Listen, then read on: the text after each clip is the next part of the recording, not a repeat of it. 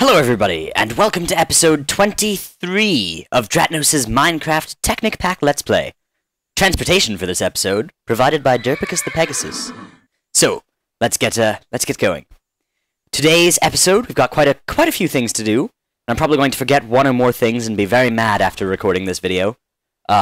So yeah, if I've said I'm going to do something for you and I forget, I'm sorry.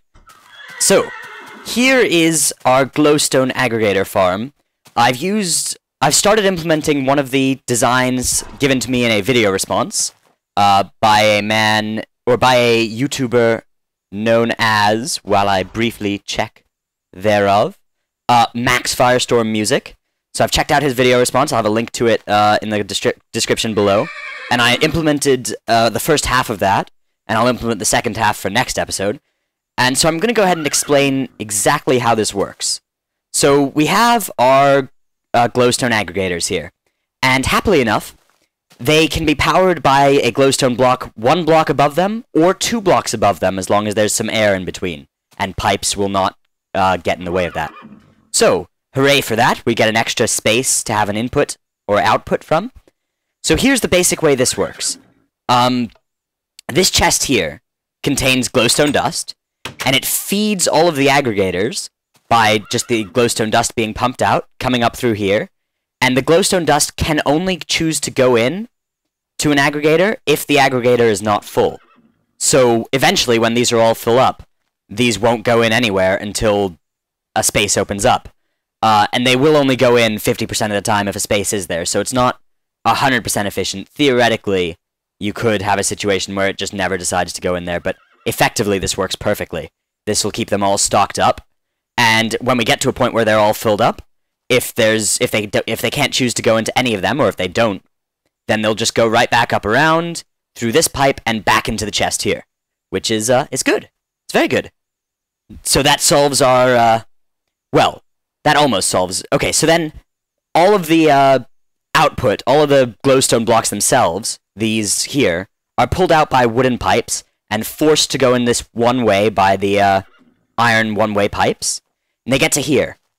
And here, this is a sequencer. It's in the Red Power mod.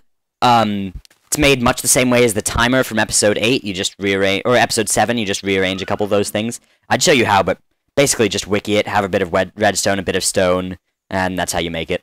And so, 60 seconds, each 60 seconds, it will point at, it'll flip from pointing at this torch to this torch to this torch to this torch.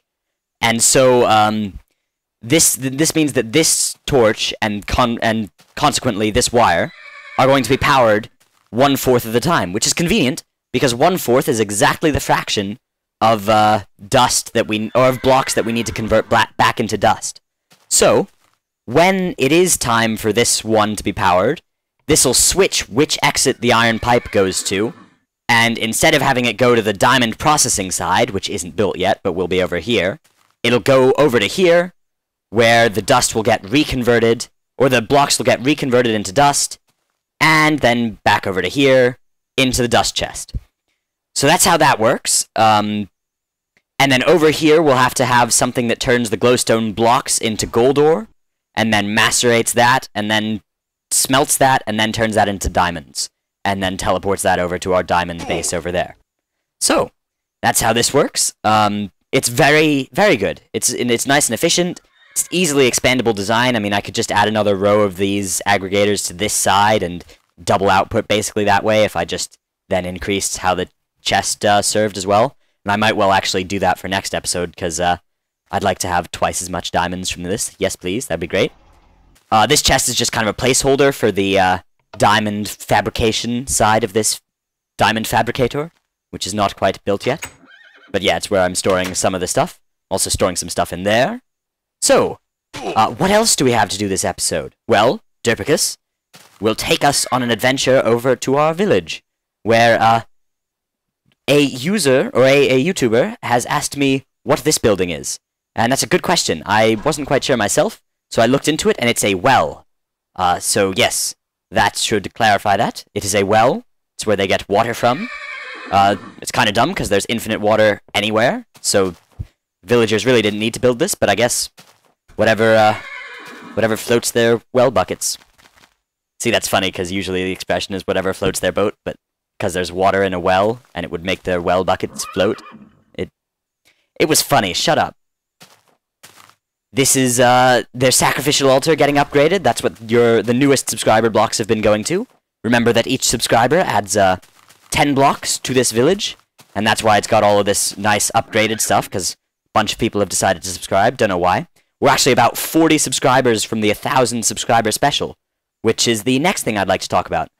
What exactly am I going to do for the 1,000 subscriber special? Spoilers. I'll have an annotation to, like, skip ahead if you want to skip past the part where I discuss what I'll do there, if you want to keep it a surprise. So, here's what we're going to do. At 1,000 subscribers, first off, I'll replace these black lamps with yellow lamps and power them on. And then I'm going to put a ring of colored lamps, different colored, like party colors, around the outside here, and set them up to timers using different colored wires, and have it make like a flashing light show, a neon light show, that'll be on 24/7, around in 1,000. So yeah, that's the plan for the 1,000 subscriber special. It'll be really cool. Yes, quite so. Furthermore, let us examine how our book factory has been doing, and then maybe we can go and explore the world a bit on Derpicus while diamonds get fabricated and stuff. Making a lot of books here at our book factory. Chests and doors have a new sound now, without even upgrading. It's fantastic.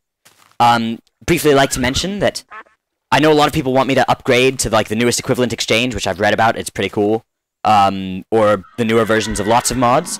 I'm gonna stick with this for now, just so that if you play Technic, you get the same experience, because I'd rather not have people be asking, what is this, how do you get this, type things.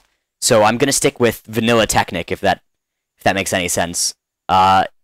If/when they upgrade Technic, I will consider upgrading there as well, or then. But until then, I think we've got enough stuff to do with this for the time being.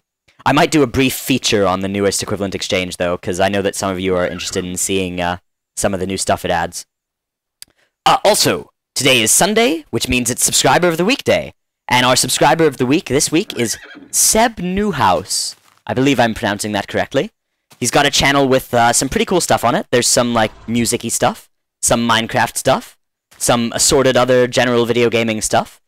And he's got like a tutorial for some Minecraft multiplayer plugins, like one that allows you to build lifts using signs, which is actually one that I've used before, so that's pretty cool.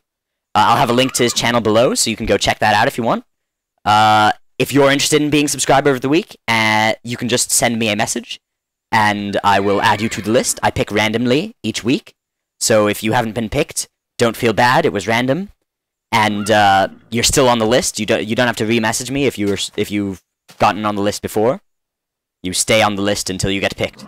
Right now there are like 50 people on it, so your chances are pretty low. So don't feel bad if you keep not getting picked, because it's only going to get less and less likely. I'm sorry. It's sad but true. So I figured I'd go and explore around here, because I happened upon this the other day. This isn't a stronghold. I think this is added by Millionaire. It's made out of stone bricks and mossy stone bricks. This could be a stronghold. I don't know. But like, what is this? This is absurd. This is so cool. It's like an abandoned, ruined temple.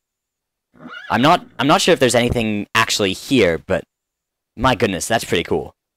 So yeah, that's one of the things I wanted to show you. And then if I can find the other thing, I know that somewhere around here there's an NPC. I'm probably not going to find him now, but I know that there was like a giant colossus guarding a chest. Maybe we could do battle with him if we find him in the next couple of minutes. Otherwise, you can just see the scenic vistas that are my world. This world is currently downloadable. It's the most recent download is only like 2 or 3 episodes old. It's from right before we started the Glowstone factory. So you can check that out. The download link is in my channel description. And it's a MediaFire download. It lets you just download the game, or the save. And if you just stick... It comes in a .rar, so you have to unpack that, and then stick that in your saves folder. And that should work for you. A lot of people have been sending me, like, troubleshooting requests, like, this happened in the world, and then it froze.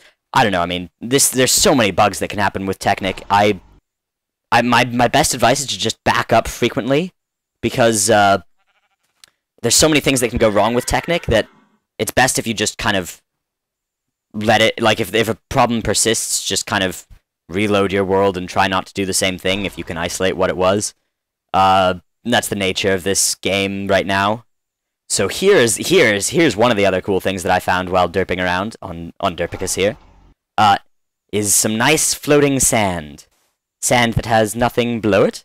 I'm sure you guys have all seen a couple of these in your world, but this is pretty spectacular, I think. This is one of the things that I mean, doesn't that just scream like Zeppelin docking port to you? That's what it screams to me. I think we should build that at some point. Like, look, isn't that perfect? Like, you could have like an office building kind of carved in here, and then a spire of steps going up with like 2 docks here, and like a Zeppelin there, and a Zeppelin there. Is that just me? I don't think that should just be me. That should be everybody. That's an awesome idea. So we'll get to doing that at some point. I know a lot of people want me to do stuff with Zeppelins, but because the mod is so buggy, I just don't feel happy committing that many of my blocks to potentially lossfulness. There is a bear. That's a bear. And there are some pigs. You might wonder why I am just derping around randomly in the landscape and showing you things. It's partly because I am an incredibly unprepared person, and it's also because I realize you guys want me to make longer episodes. However, I've been playing a lot of Skyrim, so I haven't had much time to actually make you lots of more content. So instead, I'm going to just improvise and make stuff up. And hopefully tell some funny jokes. Like, how does a monkey get down the stairs? He slides down the bananister. Get it? Bananister? It's like banister, except with a banana, because he's a monkey, and monkeys are frequently associated with bananas. You get it? Here's a dungeon. We should do battle in this dungeon. Indeed, at some point. I shall mark this dungeon down and come back to it at a later time when I don't have my Pegasus to lose. Dungeon. Pretty sure that's how you spell dungeon. Yeah, that is trolling about half of you right now. Now I'm getting about 10 angry comments being written. 10. No, wait, 11. Ah, there it is. Yeah, hit that. Oh, yeah, that's very hurtful. Good job. Nice comment. Ow. And here's some gravel. Gravel is a good block. It's interesting because with equivalent exchange, gravel can be converted upwards and stuff. Yes, bet you didn't know that. But anything can be converted in equivalent exchange, pretty much. Any vanilla blocks. I might do a primer episode on that, actually. I was very much considering it. Ooh, hello, vines. Let's see what our villagers are up to, perchance. Let us examine what they are doing. We'll hop off Derpicus here. What do they want? Ooh, hey, they need more blocks. Cool. I think I have some stone around somewhere. Obviously not on me right now. Right now, they need some more stone to upgrade their sacrificial altar. I'm not sure if I want them to be upgrading that, actually, because if that means that they're going to be using it more often, that would probably be a bad thing. I don't know. We'll see. I guess I have to give them blocks. Oh, and you'll notice that in the distance. That's a bug with the way quarries work, when their chunks aren't, like, loaded. So they derp around a bit. Don't worry, it's not a giant problem. Like, I don't think it breaks the machine. Also, we can hear some of the new door noises. One sec. Let's examine to see if this machine does get broken, though, because that would be a good thing to know. Oh. Hear that? Isn't that amazing? I hated the old door noise. Okay, let's see. Is anything going through the system right now? Oh, looks like some non-cobblestone blocks are. But they're all coming back up now. Okay, so for this machine to actually really be working, you kind of need to be close by. But it's okay, because as long as you stop by for like 5 or so minutes every hour or so, it'll get enough coal to keep running. So yeah, that's one downside with this machine. I know a lot of you want me to use red power block breakers, but again, that requires me to install a new mod, or to upgrade one of mine, which, it's not something I'm all that interested in doing. You'll notice that the engines get synchronized when you leave the blocks they're in. I think that's pretty cool, because I think it looks kind of cool that way. And let's see, how are we doing? Ooh, there seems to be a... That shouldn't happen. I don't know why that happened. Oh, probably 2 glowstone dust tried to enter at the same time. Yeah, okay, maybe we want to... Okay, let's make a modification here. Let's see, do I have any gold ingots anywhere? I have a philosopher's... I can make gold ingots. One sec. So you'll notice here that there were some floating glowstone, and I'm just doing some on-the-fly troubleshooting. I think what happened was that 2 glowstone tried to enter at the same time, and therefore one of them entered and it got filled up, and then the second one tried to enter and it was filled up, so it fell outside. Right. So we can fix that probably by making some gold pipe. And the way a gold pipe works is it speeds up if it's powered by redstone, it speeds up all the blocks that travel through it. So we stick a gold pipe here and a redstone torch right below it. Yeah, now it shoots them along much faster, which should mean that they enter quickly and will not have 2 try to enter at the same time. That should at least reduce that problem. So that's cool. So this is the schematic then, if you're interested in how to make the first half of the glowstone aggregator thing. I think I'll do the second half off camera and show you that next episode, depending on how quickly we approach 1,000 subscribers. Also, I think tomorrow is going to be a Skyrim day, and yeah, the 1,000 subscriber special is something that I'm not really prepared for yet, so if you want to see me blustering and unprepared, you should subscribe. It'll be funny, there'll be hilarity, and fun and games for everybody involved, except for Derpicus. Because Derpicus hurt me. No, I'm sorry, Derpicus, I didn't mean it. Right, Derpicus and I have some issues to resolve. Thanks, everybody, for watching. This has been Dratnos. Goodbye.